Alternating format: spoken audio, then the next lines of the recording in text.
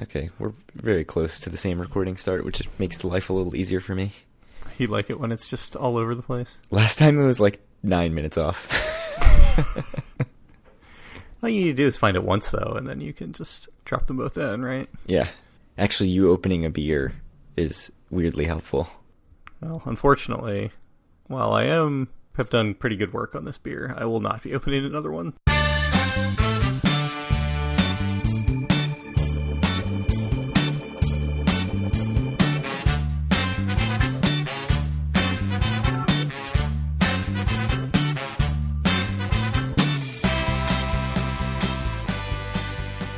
Howdy, it's Sunday, April 7th, 2019, and this is episode 96 of Due for a Win, the Atlantic City and Casino Biz podcast. I'm Kyle Askin, joined, as always, by Craig Stone. What's good, Craig? My sports betting is good.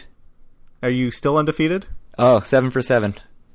So basically, what we're going to do, and this is going to be a surprise for a lot of you, is we're going to shut down the podcast, and Due for a Win is going to become the sports betting podcast for Patreons only, and Craig will give you his picks. So it's only going to be about like one pick every 3 days. Because I don't just bet on anything. I got to like it. Well, look, as your marketing executive, I'd say you need more picks than that to try to get the people in. But the ones that you really feel, they are like your super double diamond picks or something like that. So those are on like the top tier Patreon. Yeah. That's only for, the like $1,000 a month people or whatever. Yeah, I think that's smart. So I signed up for DraftKings. We've sort of hinted at it in the pre-show and post-show in the last couple episodes. So I signed up through Eric Rosenthal's referral bonus. So that got me five $10 free bets. And then there's also a deal at DraftKings where you get free bet. Or it's like a match bet. They say like you can't lose or something, but that's not right. Because your first bet, no matter what it is, they will give you a free bet in that amount. So, normally you'd say like, oh, I can't lose, I might as well bet $1,000, right? Like, bet the max. But no, you have to bet an amount you're comfortable with because you're just going to have to bet that amount. Like, if you lose that and then you lose your next one, you still lose. Like, that's not good. Anyway, so I bet $20, got a $20 free bet, and then I had 5 $10 free bets. Won my $20 bet, won my match bet, $20, and won all 5 of my $10 free bets. Finishing today, my last one, I had to use it by tomorrow. So 7 for 7. Pressure was on. It was, and it was the first bet that I made that I wasn't feeling great about, and it was looking real bad. In the first inning, I bet the under on the Braves Marlins game, and there were 4 runs in the first, and then there was only like 2 more runs the rest of the game. I felt great. Yeah, so I went again. Good thing you did not bet the under on the Orioles-Yankees. Oh, no. Never bet. Well, you said your strategy is to bet the over every single game, right? For the Orioles opponents. Yes, over and the minus 1.5 on the Orioles opponent, which, looked real bad for the first 5 games of the season, but has really come around lately. Oh, yeah. So, I know that verbalizing all of this is going to make it all come crashing down. I should also qualify that all of these are either against the spread or over-under bets. So they're all like coin flips. I'm not betting like heavy favorites so that I can win $1 on my free bet. Like, that's bullshit. So these are legit like 50-50 bets, basically. There was basically one thing during that monologue that interested me, and that was like how the mechanics of how this bet works. So you basically get to make a bet. If you lose it, you can make the same size bet again. Yes, for free, basically. But even if you win, you get the same size bet. So no matter the result, you get. So what's the limit though? Like, there has to be a low limit on this. No, it's pretty high. I think. Like, I want to say it's like $500. Interesting. Next time I'm in the state of New Jersey, that seems... that's just free money, right? You have to win one of your 2 bets. Yeah. So probably the dominant strategy is to bet on games like heavy favorites and just collect like your buck, right? Like teams that are, minus 1,000. Bet $10 and collect whatever, your $1 or whatever it is. So what's the problem? But you only get the $1. Uh-huh. It's not like you get $11, which is what you get if it's not like you get your $10 back and your 11. So you just get the winning portion. Right.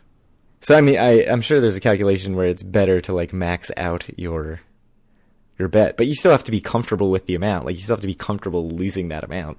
Mm-hmm. And for me, just starting out, I was not ready to be like, yeah, well, I'll just put it $100. I don't think it really matters. Up to $500 is the amount. I was correct. Just to confirm. So you make a $500 bet. Yeah. You win or lose. If you win, you don't get the $500 you bet. You just get the whatever your winnings are. So you have to place the bet first. So you have to place a bet with your own $500. So you'd have to deposit $500 and bet it. And on that bet, yeah, it's just a normal bet. And then once that bet is complete, you get a free $500 bet where you don't get the $500 if you win it. You yes. Just get and it's not split up in any way. It's a single bet. Yeah. It's still pretty good. So it's basically a match play, right? Like that bet is a match play. It's match play for signing up. That's still a good deal. So that's the bonus for DraftKings. I think there's a similar bonus for William Hill. So it's not quite as good as I thought it was, but it's still pretty good. I mean, it's still, you're 50-50 to win your bet anyway, and then you'll get another 50% of the next bet for free. So we've already established I'm 100% to win my bet, though. So that's clearly true. I just need to sign up to Craig's Due for a Win Patreon at the Double Diamond tier, and I too could be a sports betting winner. The real question is, what are the odds of getting 7 coin flips in a row correct, right?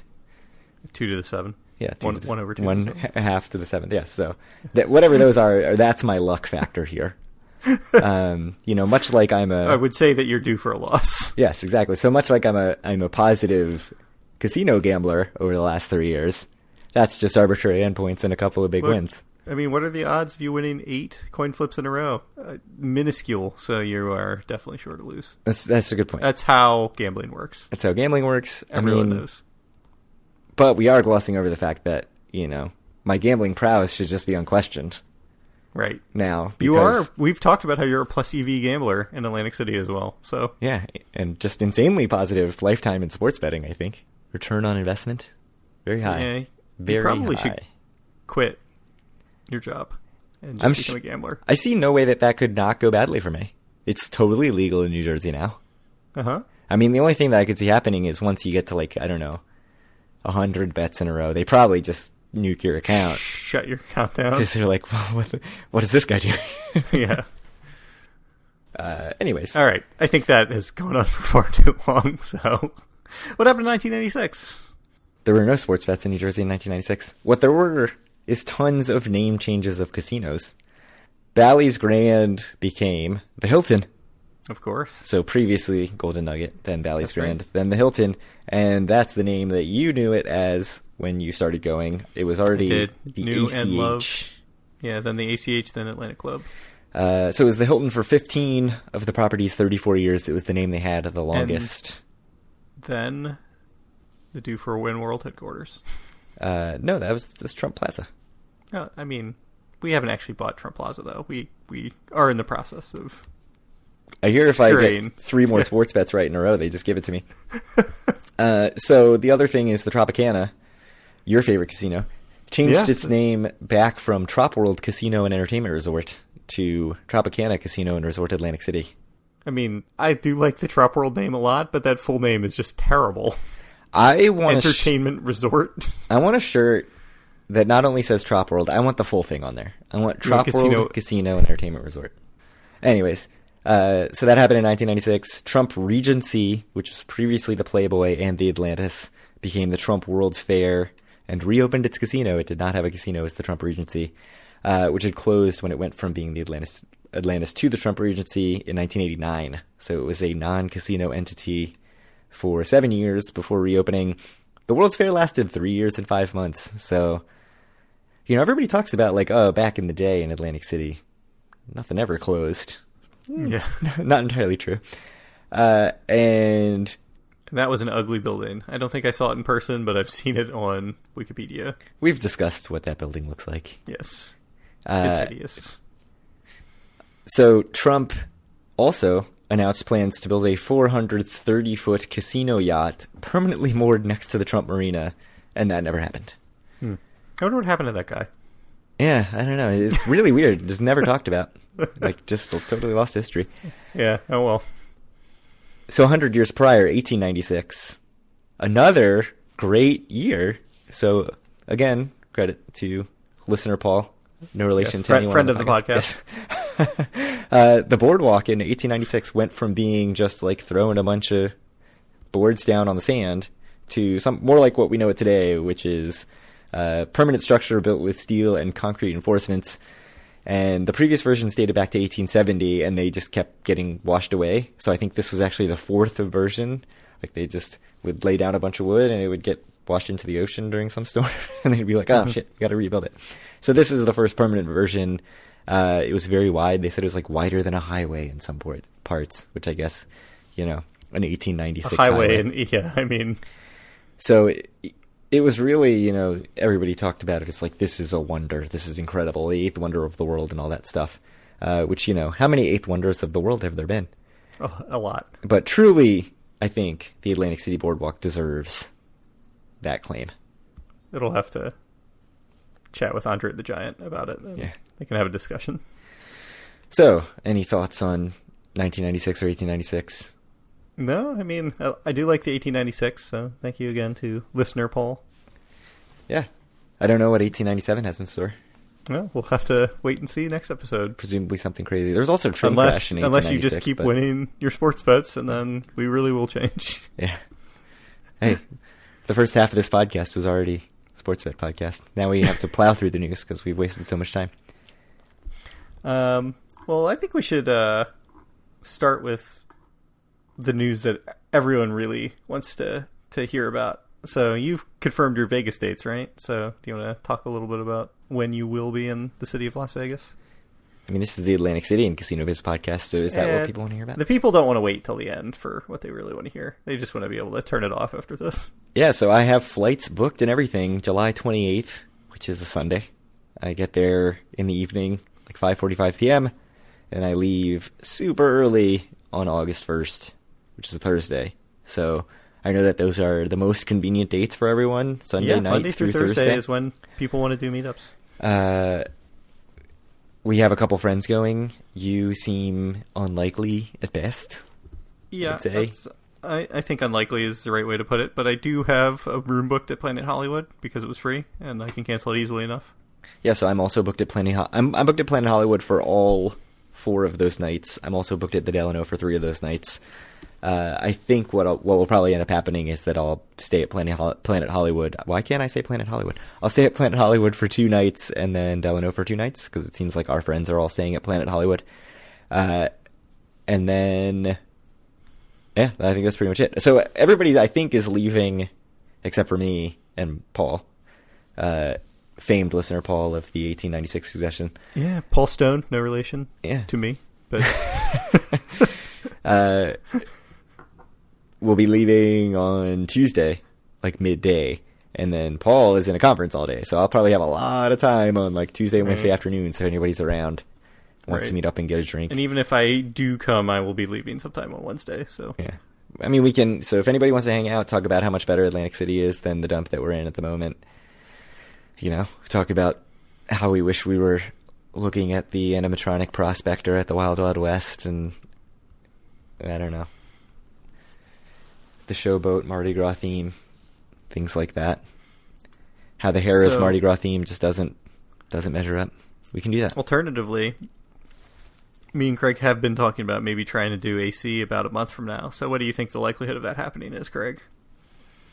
50-50? You seem to be the hold-up, I think. Yeah, 50-50. We're talking like a Thursday. For me, it would be like a Thursday day trip. Mm-hmm. So again, extremely convenient for anyone if you're in town on a Thursday. We are nothing if not, you know, working around the schedules of everyone else. Yeah, so I think we're gonna try to make it Thursday, May 2nd, but who knows? We'll have to wait and see. I don't think it's in stone yet. No, I mean, the big problem I'm having right now is that the kids are driving both my wife and I insane with their various illnesses and just general kid insanity.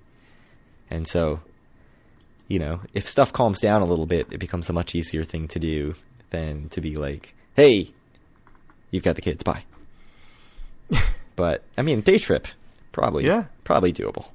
I mean, how's it different than you going to work? That's a good point, because I do get home from work at like 3 a.m. Yeah. It is the same. I mean, it seems like you have hockey like every other night, so... Yeah, I did get home from hockey 2 weeks ago at 4.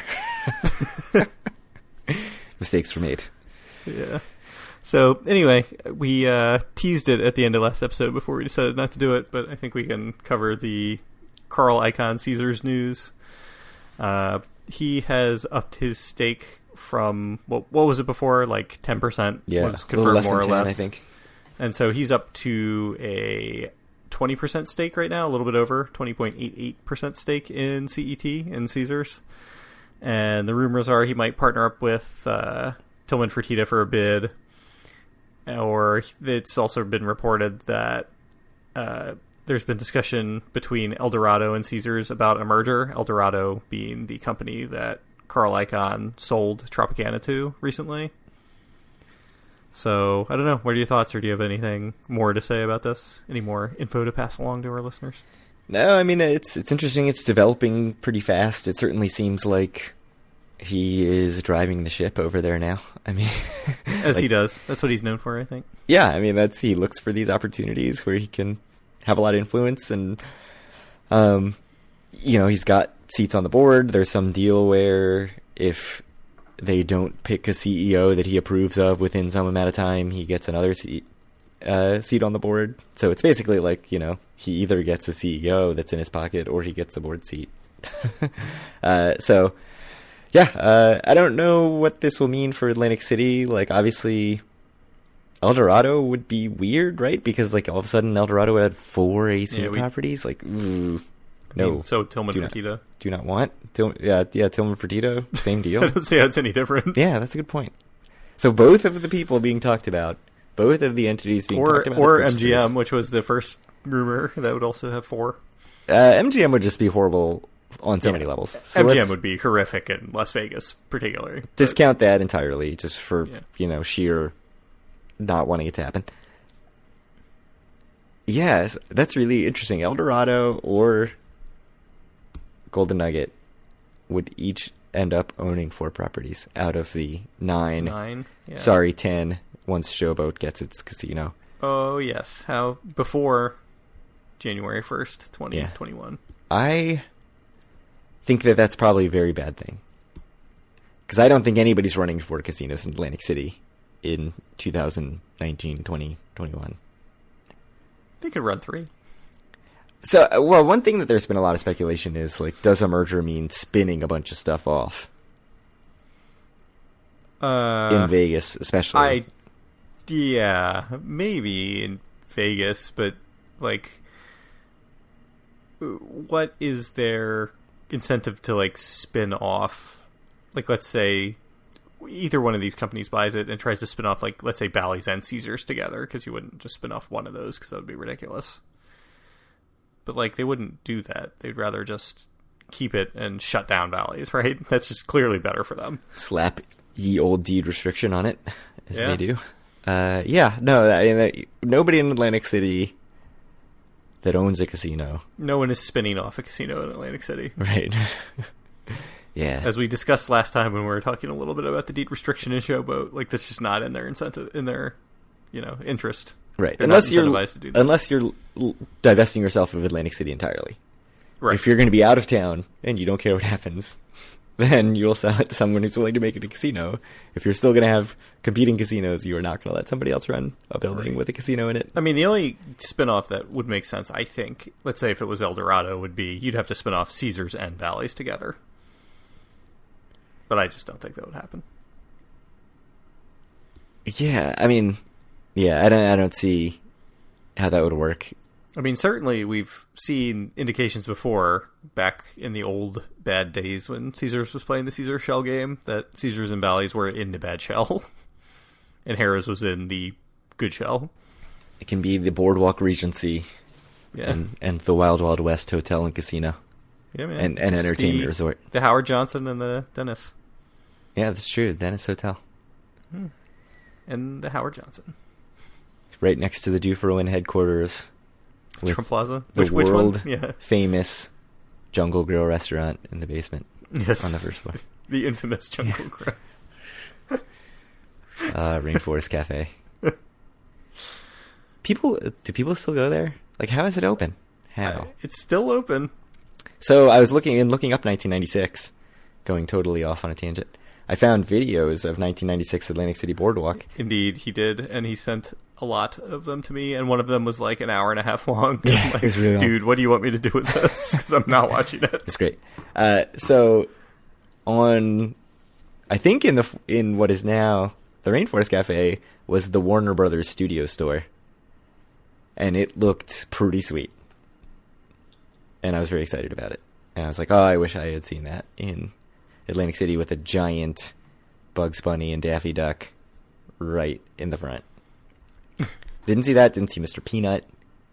I missed out on all the good stuff. I didn't see the Hilton until it was the ACH. Yeah, that was it, man. Just so many years of non-Atlantic City going whatever after I turned 21. I know we've talked about this a lot, probably too much, but I still just cannot believe that I would get weekend comps at the Hilton for playing $5 blackjack for like 3 hours. And this was in like 2006. It wasn't even a downturn yet. Yeah, I was going to say, I mean, post-recession, everything was just freebies. But, yeah, interesting. Yeah, I don't know how it worked, man, but there will never be another casino that comped like the Hilton comped. I'm told that the Mohegan Sun comps like crazy. Yeah. But we will never go. So, how many footballs did we rank the Blackjack's name last episode? 17 or 18. After initially saying 21. I think I said it was 17 footballs out of 10 because no one's really happy with 17. And you said it was 18. It was a little bit better. But their schedule and season ticket prices have come out, so can you break that down for us? Sure. All the news that you want to know about. It's a 12-game season. Most of the home games are on Saturdays. The first home game is Saturday, May 4th. Kyle, that weekend we're talking about going to AC. You can hang around until Saturday night. And that sounds awesome. Sounds like a great reason to be away from home that weekend. Sorry, let me entice you a little more. Single game tickets start at $10, which is, I think, good. That's good. Yeah. What they should start at. Yeah, minor league baseball prices. Midfield lower level is only $35. So the good seats, $35. Mm-hmm. That's single game stuff. Then they have some weird options for season tickets. Where if I lived in Atlantic City, this is not a bad deal. There's something called the Bud Light Party Zone, where you stand around and socialize just beyond one of the end zones. It looks like you would just be getting wrecked by footballs, errant passes, and or flying players. Yep. At any time, which is great. And beer. And it's all you can eat hot dogs, popcorn, and soft drinks, notably not Bud Light. Assuming you have to pay for that. That's how they take it back. It's the Bud Light Party Zone. What is this? I don't know. So it's $400 for the entire season. That's terrible. That's $400 for a whole season, man. I'm so disappointed, though. I thought this whole time when I was looking at the agenda, I thought it came with beer. No beer. No one should sign up for this. You boycott it. And so boycott that and instead pay for the Field Zone VIP seating, which has like high top bar style tables and all inclusive food, beer, and wine. So this is where you get all the Bud Light you can drink. $4,800 for the season. And why does that not include liquor? This is ridiculous. This whole thing is ridiculous. A steal at $800 a game. You need to send a nasty a tweet at Jaws and be like, come on, man.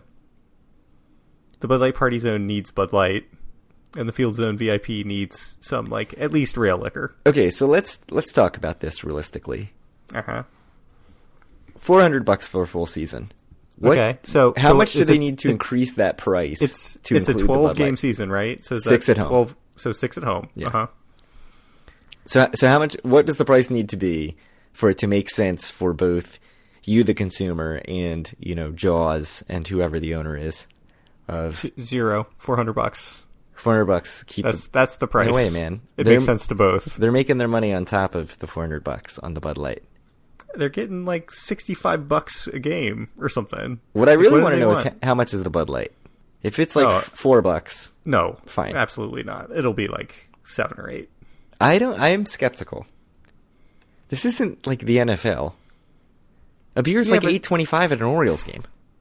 Yeah, in my experience, I mean, there are, I do live in a high cost of living area, and there are exceptions on like special nights where one of the promos is the beer is cheaper, but I don't think there's a huge difference in concession prices between minor and Major League Baseball around here.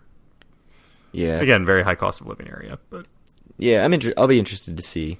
We'll provide an update once the concession prices come out. I would guess if I had to guess, I'd say $7.50 would be my guess or something. No, and you think it's gonna be like $4.50 or something? It's gonna be like $5 or $6. $6 beers. That's what I think. Okay, I mean, is that really that different from what I said? Feels different. You said $4. Then you raised it 50%. Yeah, that's how I do it. Uh-huh. I think $400. You could, if you wanted to, make it $500. Include the Bud Light. Fine. That seems like a win for everybody, right? $500 include the Bud Light. That's what I was going to say. I think that was the way to go. I mean, it's arena football, and they have like 5 teams. It's not like it's going to be drawing a bunch of people independent of this. And a bunch of people who buy these things are not going to go to all the games. Right. Yeah. Missed opportunity. But if you could buy it on StubHub for like $10, it'd be great. For like just the end zone? Just get, yeah. Like a single game wristband? Yeah, that'd be awesome. I still need a Blackjacks shirt. Yeah. You can buy them on the website. It's the one thing you can buy in the shop. So I think we have just one more piece of news because of our excellent timing and my vacation I'm about to go on.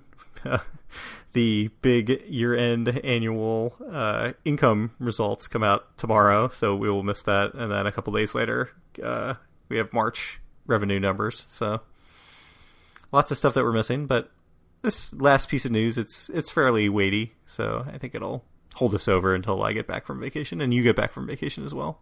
Not at Gamblepalooza, which you should go to if you're around the area. So Showboat and our friend Bart Blatstein. There's a couple of interesting posts just today in our Facebook group by our friend Justin. One is that the Starcade is closing down. The last day is tomorrow, April 8th. And then they're opening up in... Where are they opening? It's one of the smaller towns around there. Mays Landing, yeah, at a mall. So, unfortunately, if you wanted all you could play arcade games for a fixed hourly price, that will not be available anymore. Yeah, we can talk about that independently before getting to kind of the bigger news, or the more overarching news. Any thoughts? I know Starcade was something you'd mentioned a few times as being interested in, but realistically, was it something you were ever going to do? Probably not. And that's kind of the problem, right? Right, and really, it probably makes more sense for it to be in a mall from the Starcade standpoint. I mean, I don't know what kind of rent they're paying at the Showboat, but... Very little. Which we'll get to. So, another piece of news about the Showboat is that, according to a new, and I personally have to say excellent piece from Amy S. Rosenberg, maybe friend of the podcast? I don't know. Someone we certainly mentioned since episode 1, I'm sure. Bart Blatstein says that they are going to have a sports book as well, which, do you really know the mechanics of how that would work, Craig? What do you mean? You put in a sports book? You just put a sports book into any place you want? Well, it's going to have a casino. The new casino is going to have a sports book? Yeah, in the casino. So the casino is going to be, some slots and a sports book. What is hard about this, Kyle? And it will be open in 2020? I mean, he certainly said before that he was going to put a sports book in the playground pier. That, I don't know how that works, but that's clearly not happening. If you had a Royal Derby machine, would that qualify as a horse track, and then you could have a sports book? Ooh, that's a good question. I think yes. See? Yeah, it sounds legit. That's why the casinos need to hire me as a consultant. Yeah. I like this idea. So anyway, the article is actually about far more than that, and I highly, highly recommend that people read it. I think for me, I can't actually remember what's happened in the last 3 months, but it's been my favorite article about Atlantic City that I've read this year that I could remember. Which again, I don't remember anything about the last 3 months, so it's pretty wide-ranging about all of the ridiculous things that Bart has brought in or is continuing to bring in. And, I think one of the quotes in the article was something like, we have, for the rest of the year, something like 80 events planned. Is that about right, Craig? Is that how you remember it? Yeah. Like 80 events booked. Uh-huh. So, I don't know. Do you have any thoughts? It was interesting just from a sort of writing standpoint of, she actually did talk to Bart Blatstein and got all these quotes of him saying, how bullish he is on the property and we're killing it with events was his actual quote. And then all the flip side of, interspersing things like Yelp reviews that are highly negative. And even sort of, so there's this thing there now called Arteriors that is, has historically been in like dilapidated, abandoned buildings in Atlantic City and parts of town that you wouldn't go to. And now is in the Showboat, which, maybe fits. And so one of the things that some of the artists talk about is like how great it is that it's just, there's like this weird decor here and like, exposed ducts and how they're letting them just like paint these rooms. Yeah. And like you can take the old chandeliers from the Showboat and use them as part of your exhibit. Like all these things are happening. So it definitely, like you said, read the article. It's very, very good, especially if you followed the whole history of the Showboat. I think it's sort of just this excellent catch up point to see. It's more than just the Showboat. It's if you followed Bart Blatstein and his adventures in Atlantic City. It's really great. Obviously, we have not been bullish for a very long time on Bart Blatstein. We don't really think he's bringing a whole lot to the city. And I think that this just kind of did a good job summing up our thoughts, or at least my thoughts. I don't want to speak for you on him and what he's really done. And I think it just seems like all the ridiculous things he's brought into Showboat. And, there was a previous episode where we talked to one of the things he was trying to do, the AC Fan Expo. But it's just been like thing after thing after thing like that. And it seems like he's just willing to let anyone with $20 and an idea like come to Showboat and try to do it. And it seems like he doesn't have any ideas. He doesn't have any plans. He doesn't have any vision for what it's going to be. It's just one thing after the other. And it seems like he's just hoping anything's going to stick. Like, that's my opinion anyway. Yeah. And that certainly even fits with what we saw when he was talking about basically filling the playground with pop-up shops. Like, I think he gave the rights to someone else to just try to fill the place with these temporary shops a while ago, and it, as far as I can tell, I walked through there last time I was there, and it just hasn't helped at all. Interestingly, Blatstein actually would not comment on the playground for this article. So, it's really not great. A bunch of stores have left the playground. Yeah, the playground is really awful, too. Yeah, and actually, so one thing in those 1996 videos that I sent you is somebody was walking through whatever it was, the shops at Pier 1 or whatever it was called at the time. Not Pier 1. One Ocean something. Yeah. Ocean 1. And it was packed. And I remember when I first started going with you, there was way more restaurants. It was still not it was a popular place. It was pretty popular back when me and you first started going, and that was, 2011 was your first trip? Is that right? 10, I think. So we would always go to the... We'd go to the Irish place on the second floor, Triad. which is unheard of that there's anything on the second floor these days. But I thought it was on the top floor. I think it was down a floor, wasn't it? Yeah, it's possible. Yeah. Oh, and then I think the other interesting thing is he's apparently trying to get approval to extend the garden pier another 600 feet out into the ocean. So he can do even more nothing with it. Yeah, it's one of these things like the casino, the pier, like, does he actually plan to do any of this stuff? Like, does he really plan to do any of this stuff, or is like the approval itself worth money? Yeah, I think that's exactly it. I think for him, it's like, I don't think he's making bad business decisions for himself, certainly. Like, I'm sure if the garden pier was longer, like, that's a really interesting piece of real estate for him, right? It is very short. Like, yeah, it's not great now. it mentions in this article, like, it used to be a museum, and he shut that down and then did nothing with it. So hey, he opened that bar for like 4 days. Yeah. But, like, yeah, of course, like, if you make the pier longer, like, it's going to be way more valuable. But, like, if I were Atlantic City, like, why would I let this guy do it? Like, he's going to do nothing with it. And, I mean, it's got to cost a ton, right? To, like, extend a pier out into the ocean. I would assume that is an expensive endeavor. I don't think it's that bad. I mean, it's just, I think he's proven that he's had the same plan he's always had, which is to sit there and wait around and hope that the rising tide kind of, raises all ships and his property becomes worth a lot more, but he's doing nothing himself to help the city. And, if one of these ridiculous things he lets operate out of the showboat actually works and kicks off, like, more power to him, but he's not going to actually, like, make any permanent decisions or build any permanent infrastructure. It's just all one big real estate option for him now. Yeah, I think permanent is the best word there, because it feels to me like everything is intentionally temporary. Yeah, and that totally fine. fits. Yeah, that totally fits with, he has no intention of being here. I mean, 5 years from now.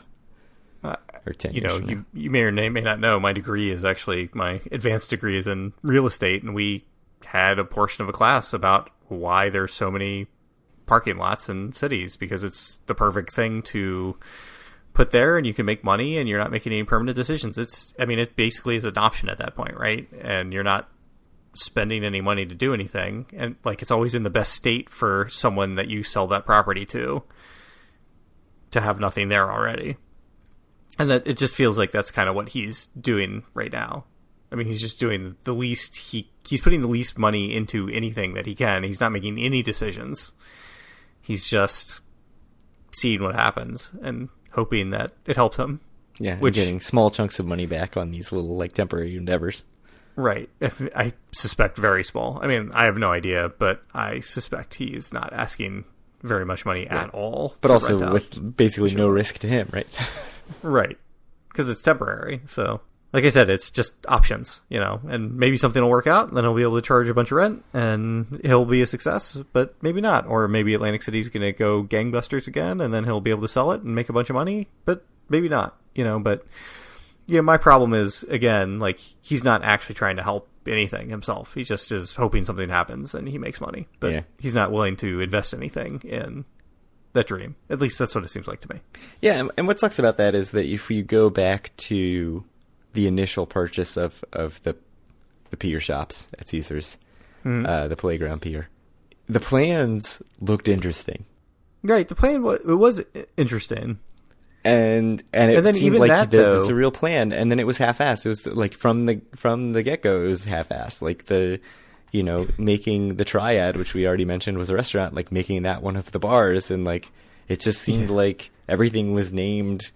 Right, he just got stuff out of storage that was already there. Like the beer garden was the Riviera Beer Garden because they got one of the signs from the Riviera because it had been closed and was about to be imploded.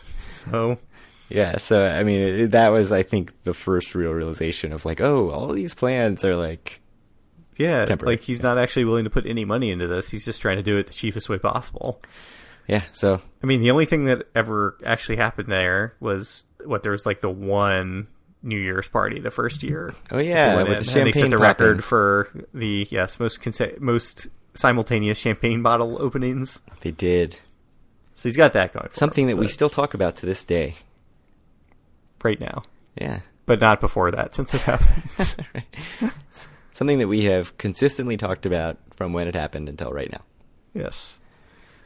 But it's just, I don't know, it's disappointing, right? It's not good for the city at all. I mean, and certainly Bart Blanstein has, to me, proven that he doesn't deserve any benefit from the doubt from the city at all. And, it's kind of something we've talked about a little bit, but it seems like, maybe there are big companies out there that can do stuff, but, we talked about in our best of 2018 episode what we were looking forward to in 2019. It was kind of Tennessee Ave and seeing what the small business owners are going to be able to do, because if you look at the big success stories in Atlantic City, it has been from people like, I don't remember his name off the top of my head, but the guy who opened Iron Room, who's a local and a small business owner, and a lot of the stuff on Tennessee Ave I think is like super interesting and good for the city, and it just seems like that's been more beneficial to the city the last few years than, any of their big tax benefits they've given to big companies to come in.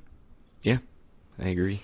So Mark something, isn't that the Iron Room guy's name? I'm not sure. Mark Colazzo, yes. And it's funny because I wouldn't say, you wouldn't think like Blattstein, it's not like Caesar's coming in and buying up all this stuff, but yeah, I mean, I don't think anything he's done, like you said, is like bad business decision. Like he's doing stuff that's in the best interest of himself. So it's not like you can really, on an individual level, be like, he's terrible. And it's not. Just to be clear, I don't think he's making bad business decisions. I really don't. I mean, maybe the blame should be put on the city and state for allowing people like this to come in when they really need people who are actually going to invest in the city to come in. It's unavoidable, though. Like, if you're going to have basically like distressed real estate, people like this are going to come in. Like, that's what they're looking for. So that's what he does, right? That's how you get Blattstein and Straub. I mean, he even mentioned that when he came in, he's like, look, for the price I paid for the showboat, like, it doesn't even really matter if none of it works out, because he said it just would be, a $25 million oceanfront property for him to live in if he wanted it to be. Right. Yeah, so, I mean, that's kind of the state that Atlantic City was in. I think you just have to hope that it gets better. I mean, it's bad for us, I think, as visitors. It's bad for everyone else, but... Right, it's bad for the city, it's bad for visitors, it's bad for fans of the city, but it's bad for the city itself. It's not bad for Bart Blattstein. No. So, I don't know. I mean, I think we've exhausted all there is to say about it, but... Yeah. I'm sure that there's some smarter way to try to align the incentives of the city and the stakeholders in the city and him. I'm just saying that the right path probably wasn't taken from the beginning. Yeah. Yeah, I mean, yeah. And they were in a situation where, Blattstein and Straub fought for a lot of different land, and the city sort of aligned with Blattstein, which at the time seemed right. Like, it seemed like the right decision. And yeah, right. And even in retrospect, I don't think it was the wrong decision either. But, because Straub seemed like a very similar kind of person who didn't actually want to do anything. Although he built a ropes course. Yeah, that's true. But there was, like, those were the options, and there was no, like, really good option, and we know that now in retrospect. So, yep. Someday we will see the glory of the showboat rise again. Maybe. Maybe not. Maybe. I don't know. You might be more confident in that than me. No, I would not say I'm actually that confident in it. All right. Do you have anything else to talk about before we shut this down? Get people out of here? No. Look for my sports picks to your inbox. Oh, yeah. For a low price. Depending on how many more in a row you get. Yeah, that's a good point. It actually ramps up the more I get in a row. Yeah. Although really, shouldn't it decrease since we know that I'm due for a loss? Like, the more I win in a row, the more likely I am to lose the next one. It's math. Statistics. It's math. Yeah. Yeah. No, it's true. It's completely mathematically factual. There's no such thing as gambler's fallacy. That's actually a fallacy. The fallacy is believing in gambler's fallacy. it's the gambler's fallacy. That's right. Yeah, I like it. We truly are due for a win. The Orioles are due for a win. Yeah. Wait, they actually suck, so they're not. I think they've actually already used up their win allotment for like the next 2 months. If you want to join us or any of our other listeners, you can do so at our Facebook group at facebook.com/group/doforwin. Find all of our wonderful content at doforwin.com. Find our podcast on iTunes, Stitcher, Google Play, TuneIn Radio, certainly not YouTube. You can reach out to Craig on Twitter at doforwin or send him questions at doforwin@gmail.com. Any last words? No. See you after our vacations. Yes, after both of our vacations, and hopefully a lot of you guys listening are going to Gamblepalooza, and I hope everyone who goes has a great time, and we'll talk to you in, I don't know, a week and a half, 2 weeks.